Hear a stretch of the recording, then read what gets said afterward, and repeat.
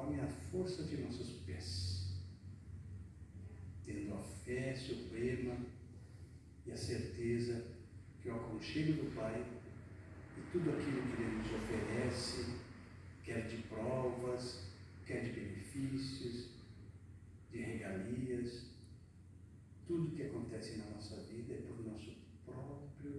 para a nossa própria evolução. Tudo está certo, no momento certo. Rogamos então que nos conceda a capacidade de assimilar todos os seus ensinamentos e podermos segui-los conforme as nossas capacidades. Que assim seja. Teremos hoje então o prazer de uma palestra sobre exatamente o tempo de Deus, que será nos agraciado pela Rosângela Dias, confrade é bom, que está conosco. Prazer, Rose, contigo.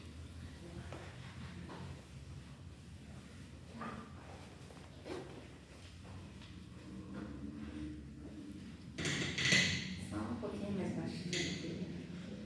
Boa noite a todos os amigos que aqui se encontram, aos nossos espíritos de luz que nesse momento nos acompanham, nos intuindo, nos acolhendo, nos envolvendo com as suas energias, renovando nosso ânimo, nossa fé, nossa esperança. Gratidão. Então vamos falar sobre o tempo de Deus. O que nós temos, né? Tempo de Deus. Aí a gente fica pensando, como assim tempo de Deus? Tempo de Deus, né? Um dia, uma semana, um mês, um ano. Esse é o tempo de Deus? Ou esse é o tempo do homem? Existe diferença entre o tempo de Deus e o tempo do homem? Estudei, li, pesquisei e cheguei a uma conclusão. Existe muita diferença entre o tempo de Deus e o tempo do homem. O tempo do homem, ele foi criado por uma necessidade, para que a gente possa nos organizar a nossa vida em ciclos. Então nós temos as horas, o dia, a semana, o mês, o ano. Esse é o tempo do homem, um tempo racional, um tempo necessário para a nossa organização. E o tempo de Deus? Como o João falou na oração dele, o tempo de Deus não é medido em tempo racional. O tempo de Deus é o tempo emocional. É um tempo de amadurecimento. É um tempo de merecimento. Então, é muito diferente do tempo do homem. Porque Deus, Ele age sobre uma outra influência, né? Ele age sobre o amor. Então, é muito diferente do nosso tempo material. O rei Salomão, muito conhecido, né, pela sua sabedoria e também porque foi quem construiu o primeiro templo de Jerusalém. Ele cita lá em Eclesiastes, no capítulo 3, tudo tem o seu tempo determinado, e há também para todo o propósito, e há também tempo para todo o propósito debaixo do céu. Na terra, né?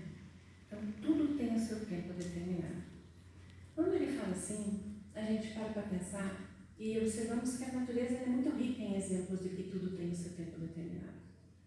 É só a gente parar para observar. Quando nós lançamos uma semente no solo, nós lançamos ela e daqui 2 horas a gente já consegue colher? Ela já produziu? Não, né? Então, ela tem um tempo que ela precisa ficar lá, enterrada, escondidinha, amadurecendo, germinando, e daí ela vai começar a crescer, até que ela chegue no seu tamanho de maturidade e vai começar a dar frutos. Tudo tem um tempo. Se nós plantarmos uma alface, 40 dias, 60 dias estamos colhendo. Se nós plantarmos um pé de laranjeira, quanto tempo vamos levar para comer os primeiros frutos? 1 ano? 2 anos? Ok. E aí? qual é a diferença também além desse tempo? Quando semeamos o alface, uma semente de alface dá uma alface.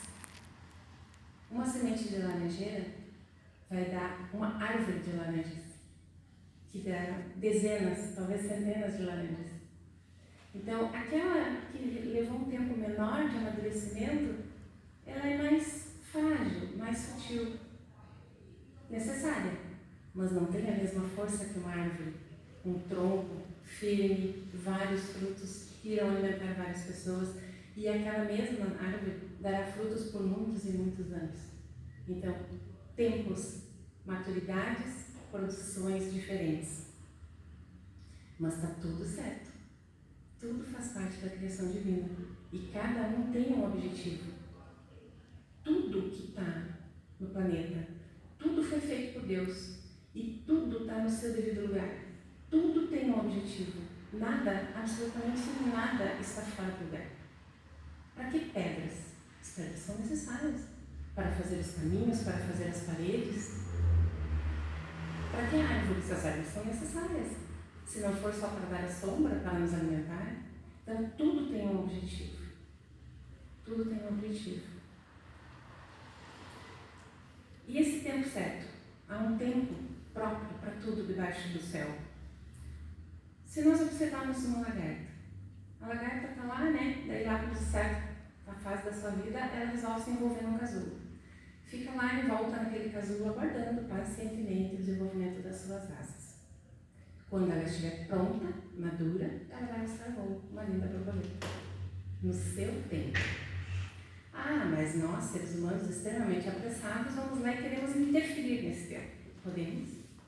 Podemos. Podemos interferir no tempo de Deus. Se nós apressarmos a maturação de uma semente, poderá ser que ela germine. Poderá ser até que ela dê frutos. Mas não serão com a mesma qualidade que daria se ela tivesse sido desenvolvida no seu tempo natural. Se nós cortarmos o casulo da lagarta e anteciparmos a sua libertação, nós podemos matar a lagarta. Ela não vai voar, não vai terminar seu ciclo de desenvolvimento e nós destruímos ela. Porque nós mexemos no tempo dela, no tempo de Deus, no tempo de desenvolvimento necessário para a sua maturação. Então nós podemos destruir esse ser. Seguinte.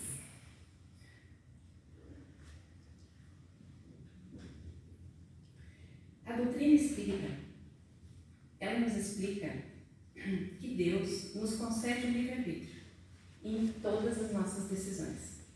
Entretanto, essa permissão é limitada ao nível evolutivo que atingimos em um período, conforme a decisão de Deus. De fato, Allan Kardec, lá na Gênese, no capítulo 16, no item 13, ele traz assim: quando uma coisa está nos desígnios de Deus, ela se cumpre, a despeito de tudo, ou por um meio, ou por outro. Se tiver no nosso planejamento, vai acontecer. Ah, mas eu vou desviar do caminho, eu vou trocar de cidade? Eu mudo de endereço? Sinto muito em dizer. Vai acontecer. Vai acontecer. Se é a vontade do Pai, se isso é necessário para a tua evolução, vai se fazer. Então, nesse período, quando a gente pensa assim, passamos por momentos difíceis, angustiantes na nossa vida, né? E logo a gente já questiona, onde está Deus nesses momentos? Ah, mas o que Deus está fazendo que não me ajuda? Jesus, esse tempo não passa nunca. Por quê? O que eu tenho que aprender com isso? Então, mesmo nós, espíritas, né? Acreditamos no processo de reencarnação, acreditamos na lei do causa e efeito, acreditamos que a semeadura é livre, mas a colheita é obrigatória. Quando nós estamos lá, naquele processo de colhermos a nossa plantação, e às vezes a nossa semeadura não foi tão boa, e a nossa plantação está judiando, está nos trazendo angústia, está nos trazendo dores, mesmo nós sabendo de tudo isso que o Evangelho nos ensina, de tudo isso que Jesus veio para nos ensinar, nós não queremos ninguém nos apontando, ninguém sendo indiferente à nossa dor. Porque o Espiritismo, ele prega a fé raciocinada. Mas nós queremos a emoção. Porque a fé raciocinada, ela não neutraliza a emoção. Ela não diz que nós não podemos sentir. Então nós queremos alguém que nos acolha. Nós não queremos ninguém nos apontando. Viu? Plantou, agora vai ter que colher. Ah, mas eu falei que não deu certo tu ir por esse caminho. Não. E a gente sabe que tem muita gente para apontar isso para nós. Mas também tem aquelas pessoas que vão nos acolher, que vão nos amparar. E se existem seres humanos capazes de entender as nossas falhas e nos acolher, imaginem Deus. Deus, o Pai, supremo em amor, em bondade, em perdão. Claro que Ele vai nos acolher. Claro que Ele vai ver que a gente está plantando a semente errada. Claro que Ele vai permitir que a gente plante essa semente. E vai ver que a nossa colheita não foi tão boa. Mas Ele vai estar ali, nos acolhendo, nos aconchegando, nos protegendo e nos fortalecendo. Para que depois dessa colheita não tão boa, a gente possa, fortes, lançar novas sementes ao solo. E quem sabe dessa vez, termos uma ótima colheita, né? Porque o tempo de Deus é outro tempo, não é o nosso tempo. Nós temos acreditado que diz assim, tudo que vem fácil, vai fácil. Pois é, né? Por quê? Porque tudo aquilo que a gente conquista com muita facilidade, que vem fácil. Hoje em dia, né, as redes sociais, compra online, tudo tu consegue com muita facilidade. A gente não dá aquele devido valor. Porque está ali, eu consegui, joga lá numa gaveta, daqui a pouco eu nem lembro mais que eu tinha isso mesmo, nem lembrava. Mas aí você quer alguma coisa. Mas é alguma coisa mais difícil. Você almeja, você tem um sonho. Porque esse sonho, ele, de alguma forma, ele é uma motivação para ti. Ele te dá uma motivação existencial. Então, ele vai ser mais difícil. Muito mais difícil. Aí você vai batalhar, você vai trabalhar, você vai insistir, você vai lutar, você vai estudar. E você vai conquistar. Porque se esse sonho for para a tua evolução, for para a tua melhora, for realmente para o teu progresso, não só material, mas moral, você vai conquistar. Mas às vezes temos que insistir muito. E o valor será bem outro. Será bem outro. Porque nós precisamos conquistá-lo. Ele não veio fácil. Ele veio com muito suor, com muita luta. Então nós vamos cuidar, nós vamos zelar, nós vamos proteger dessa conquista, para que ela permaneça conosco por muito tempo. Quando nós enfrentamos dificuldades, é um momento oportuno da gente desenvolver a paciência, né? Porque a paciência é uma virtude, e é uma virtude que precisa ser exercitada. E a paciência, ela nos dá a condição de nós entendermos o tempo de Deus. Entendermos que é a vontade do Pai que se faz, não é a nossa.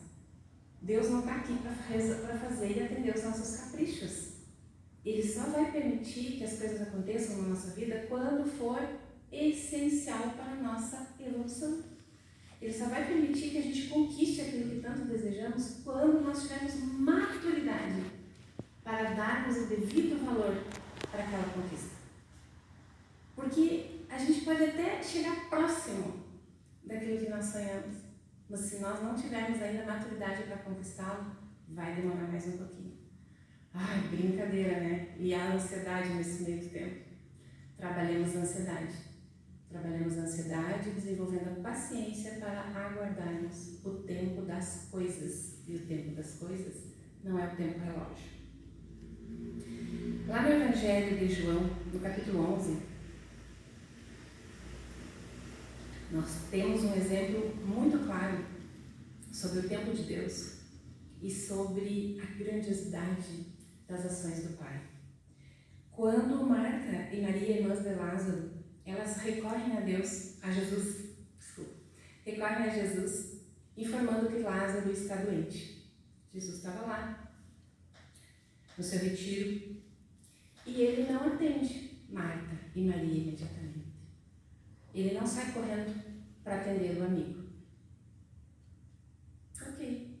Passou-se um dia, passou-se 2 dias, ele começou a se movimentar. 4 dias Lázaro já no sepulcro, Jesus aparece. Marta foi recebê-lo com todo respeito, com toda resignação. Seu irmão já havia falecido. E ela, triste, mas não no sentido de cobrança, mas dolorida. Ela comenta com Jesus, né? Fala humildemente: Senhor, se tivesse vindo quando me chamei, meu irmão ainda estaria vivo. Jesus olha para ela e diz: Lázaro irá ressuscitar. Ela, conhecedora do Evangelho, conhecedora das leis divinas, concorda com Jesus. Sim, Lázaro irá ressuscitar, claro. Mas ela não imaginava o que iria se dar a seguir. Ela nem imaginava o que iria acontecer. Então, Jesus diz: Eu sou a ressurreição e a vida. E Lázaro ressuscita. Lázaro já fazia 4 dias que estava no sepulcro. E ele ressuscita. No tempo de quem? No tempo de Marta e de Maria? Ou no tempo de Deus? Vejam que o tempo de Deus, ele não acompanha o racional. O tempo de Deus é emocional. O tempo de Deus é merecimento. E quando Deus se faz presente na nossa vida, as nossas conquistas são infinitamente inimagináveis a grandiosidade. Quando nós insistimos, quando nós queremos acelerar esse processo, quando nós queremos violentar o tempo de Deus, nós não conseguimos conquistar nem aquilo que nós sonhávamos. Que dirá aquilo que Deus preparou para nós? Então veja um exemplo lá no Evangelho, a forma como Jesus mostrou que existe o tempo de Deus e a vontade de Deus. E não existe barreiras, não existe fronteiras, não existe limites para que seja feita a vontade de Deus. E assim é na nossa vida, né? Quando nós conquistamos algo que vínhamos batalhando há tanto tempo.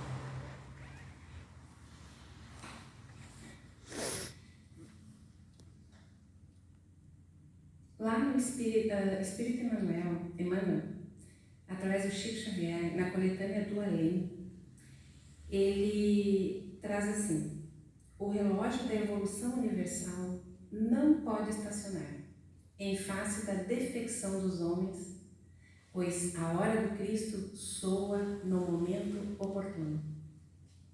O que ele traz com isso, né? Muitas vezes o tempo nos confunde.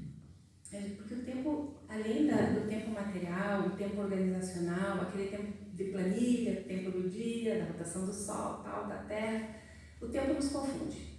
Uma hora de felicidade passa na estalar de Deus, se foi, nem senti, já acabou. 1 minuto de tristeza, meu Deus, se arrasta por uma vida inteira, mas foi só 1 minuto, foi só um testezinho, foi só uma provinha. E aí?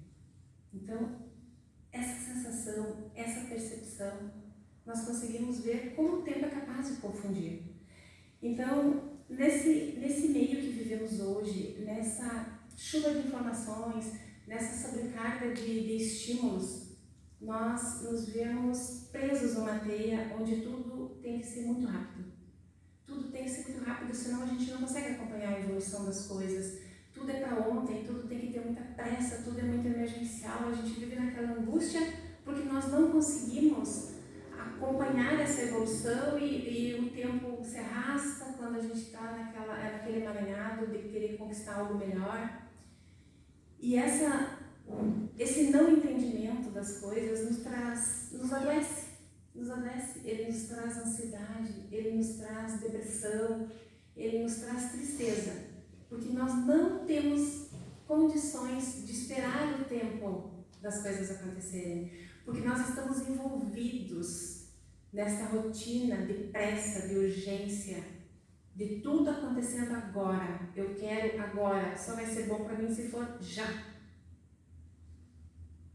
Será?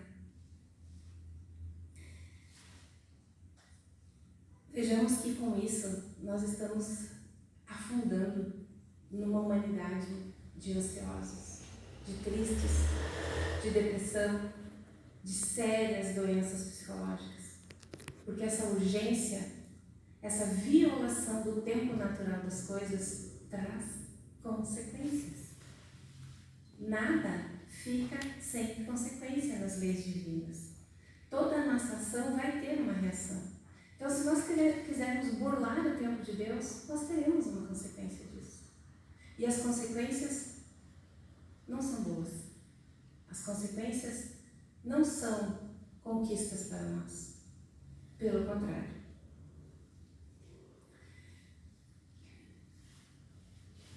Mas sabemos que Deus é infinitamente misericordioso e bondoso.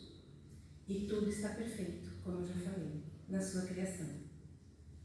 Deus nunca atrasa. Será que Jesus atrasou quando foi atender o chamado de Marta?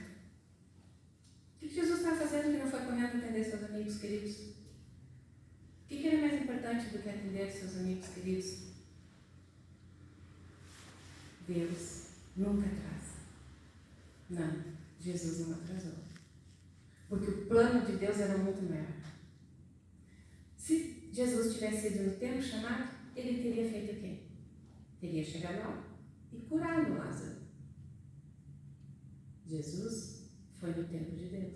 E ele chegou lá e fez o quê? Ressuscitou Lázaro. Então, no tempo de Deus, as conquistas são infinitamente maiores que as.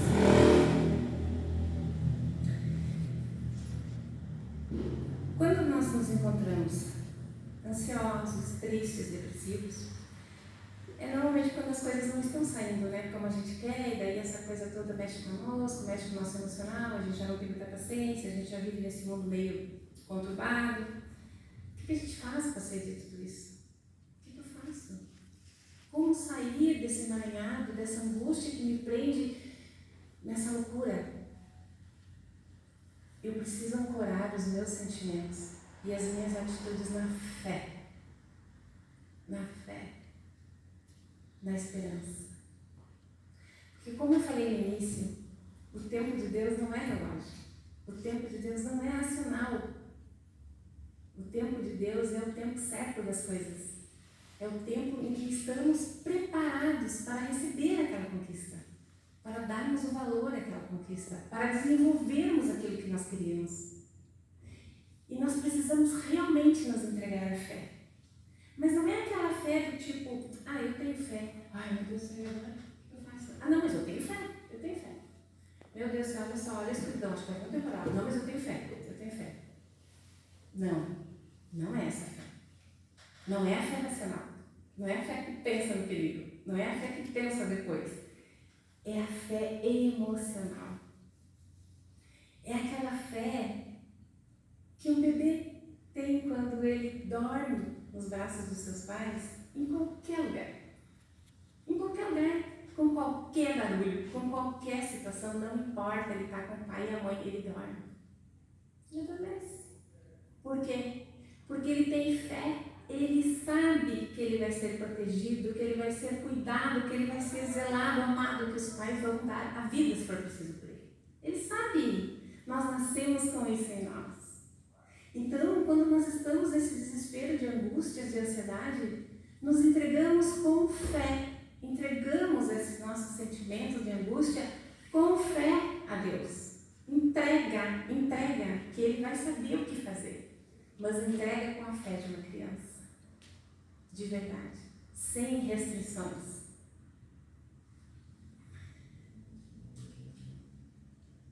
Porque Deus sempre sabe o que é melhor para nós. Sempre sabe. E se não for bom para nós, com certeza Ele vai vetar. Então, entrega. O Espírito Irmão X, ele nos diz através do Chico Xavier, né, que Deus usa o tempo e não a violência.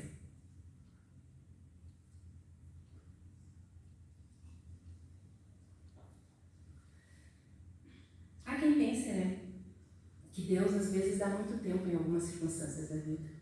Agora mesmo mesmo a gente está tendo essa situação, né? Bastante difícil.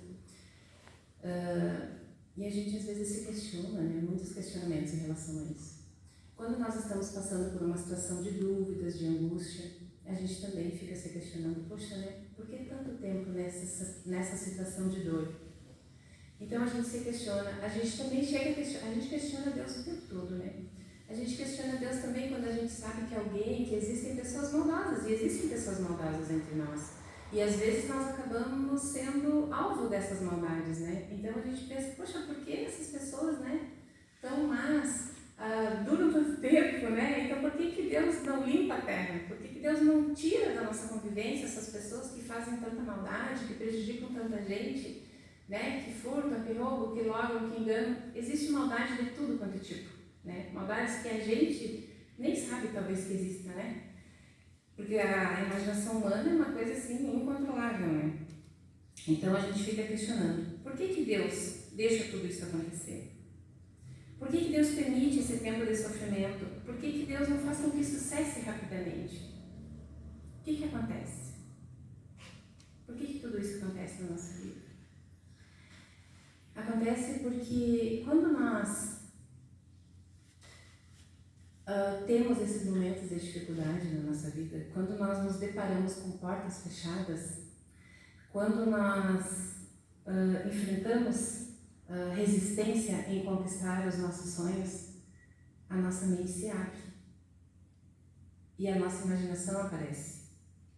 E essas portas fechadas no caminho, eles nos direcionam para o outro lado. Esses momentos de dificuldade fazem com que a gente se torne criativo. E a gente cria formas de superar essas dificuldades. A gente cria formas de aliviar essas dores. Então, esses momentos tumultuados, esses momentos de angústias difíceis, eles fazem com que a gente se desenvolva, com que a gente se melhore, com que nós possamos colocar à prova os nossos melhores sentimentos, as nossas melhores intenções e também a nossa inteligência. Porque estamos no mundo material, então nós precisamos desenvolver a nossa capacidade material. Isso está envolvido na nossa evolução moral, né? Então, esses momentos de dificuldade, eles fazem com que a gente pesquise, busque soluções, se esmere mais, se dedique mais. Quando nós almejamos um emprego, sonhamos com um aumento ou uma promoção, ou desejamos muito alguma coisa. Então nós começamos a nos dedicar àquilo, né? Começamos a estudar, começamos a nos esforçar para aquela situação. Aí a gente vai lá, tenta uma vez, não deu. Ok, daí voltamos para casa, vamos de novo, fortes. Insistimos, estudamos mais um pouco, né? Vamos de novo, vamos lá. Não deu. Não deu ainda. Não foi dessa vez. Mas somos insistentes. Nós não aceitamos a primeira fechada de porta no nosso rosto, né? Então a gente vai lá, insiste, insiste, insiste. Até que conquistamos. Quando nós conquistamos aquilo que nós desejamos, é uma grande conquista. Quando Deus permite que isso chegue até nós, é porque era o momento oportuno. Porque se nós tivéssemos conquistado lá na primeira tentativa, digamos que a gente estivesse almejando um cargo em que a gente fosse ser chefe de alguém, fosse chefiar uma equipe. E nós temos 20 e poucos anos. Nós temos maturidade de chefiar, nós temos vivência emocional para essa função que nós queremos. Então nós voltamos e estudamos mais um pouco. E estudamos mais um pouco. E vamos insistindo até que a gente consiga aquela aprovação que tanto queríamos. Mas lá, 5 anos depois, 6 anos depois, 10 anos depois, por que tanto tempo? Porque nessa nossa busca, nessa nossa insistência, nessa nossa perseverança, nós fomos desenvolvendo muitos atributos. Nós fomos melhorando o nosso conhecimento, nós fomos crescendo com as dificuldades, nós fomos aprendendo a receber o não, nós fomos amadurecendo, nós fomos nos melhorando, e quando nós estivermos 100% prontos, nós vamos lá e vamos conseguir o que nós queremos. Mas tem o tempo para nós conseguirmos aquilo. Então é necessário. Sim, ok. Mas eu também falei que, e quando não é para nós? Que Deus fecha, veta, eu falei isso, né? E quando não é para nós? Como que eu vou saber se eu devo insistir, se eu estou insistindo e é para mim? E como eu vou saber se eu não insistir e vai ficar aquela culpa eterna porque eu não insisti, era para mim? Ou então, eu cansei, não quero mais? O que eu faço com isso? Eu insisto, ou eu desisto porque não é para mim? Como que eu vou saber? De que forma que eu vou entender isso? Essa decisão não é racional. Essa decisão não basta você fazer uma planilha. Eu quero mudar de cidade. Mas se eu mudar de cidade e tal, daí tu vai lá, tu insiste, não deu, não conseguiu nenhum lugar para morar, não se ajeitou um serviço bom que tu pudesse se sustentar, então não rolou. Aí você insiste de novo e tal, daqui uns anos fechou.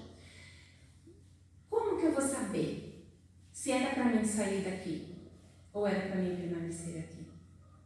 O que é insistência daquilo ou desisto? Então, eu preciso silenciar e fazer que nem a criança que eu falei. Se entregar e ouvir a mensagem do Pai. Conversar com o Pai. Porque sim, o Pai fala conosco.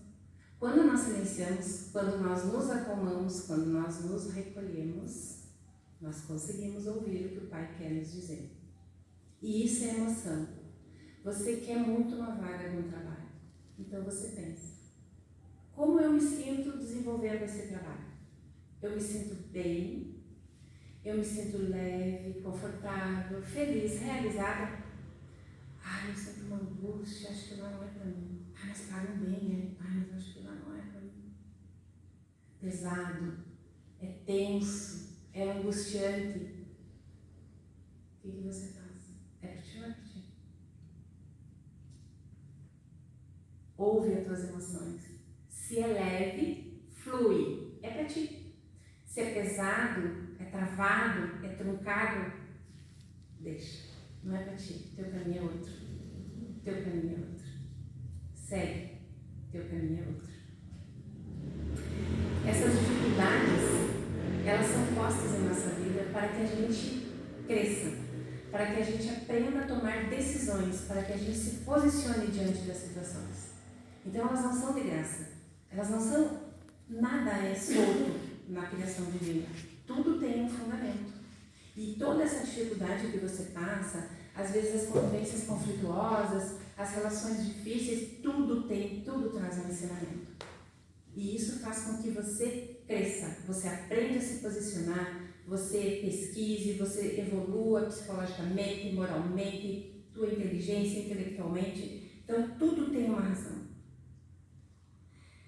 E quando Deus nos coloca na convivência entre bons e maus, é a grande oportunidade dos bons mostrarem que realmente são bons e não sucumbirem à corrupção e serem o momento de exemplo aos maus que estão ali próximos de dar um salto na sua evolução, seguirem o exemplo dos bons, se espelharem na coragem, no ânimo e irem para o lado da luz.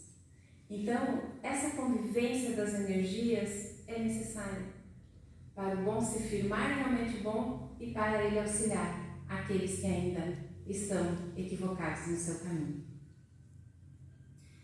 Então, para nós encerrarmos, eu vou ler aqui que senão eu saio do foco. E a noite se foi, né? O mal, estando pronto para um salto moral e com os devidos exemplos, mudará para o lado de luz. Os bons, apesar das dificuldades, mostrarão coragem e ânimo. Os maus, colhendo cedo ou tarde o resultado das próprias semeaduras, aprenderão que somente andar corretamente premia de forma positiva a alma. Por isso, Deus usa o tempo. É o tempo que Ele nos dá que permite que sejamos mais amanhã do que somos hoje e do que fomos ontem. É a bênção do tempo que nos carrega através do tempo infinito na direção da própria perfeição. Nosso tempo é diferente do tempo de Deus. Sendo Deus a inteligência suprema do universo e a causa primária de todas as coisas, Ele sabe qual é o melhor tempo para que tudo ocorra da melhor forma nas nossas vidas. E a nós, cabe tê-lo como uma baliza em tudo o que fizermos. Mas não podemos nos descuidar da nossa parte, sempre aceitando as decisões do Pai, porque são sempre as melhores para nós. É isso. Então, eu espero que tenha conseguido me fazer entender. Agradeço muito a presença de todos nessa noite chuvosa, né? Não é fácil sair de casa. E é sempre uma alegria imensa estar aqui. A gente fica sempre com aquele medinho, aquele frio no estômago, né? Mas é muito bom. Quando a gente está aqui, olhando para vocês, e todo mundo assim, é muito bom, gente, é muito bom. Vocês são muito especiais. E vocês alimentam essa força, esse desejo da gente querer ser sempre melhor a cada dia. Gratidão mesmo do fundo do meu coração. Claro que eu tinha que chorar, né? Então, conectados com o Pai, com todas essas energias de luz que estão aqui, nos envolvendo, nos acolhendo, nos assistindo. Nosso coração cheio de gratidão, humildemente, Pai, lhe dirigimos nossas preces, pedindo sua bênção nas nossas atitudes, pedindo sua luz nas nossas decisões, que possamos, Pai, sempre sermos guiados pelos bons sentimentos, pelos bons hábitos, que nossa vida possa cada dia ser melhor, sempre conduzida e amparada no amor, no perdão e na compaixão do Cristo por nós. Que assim seja.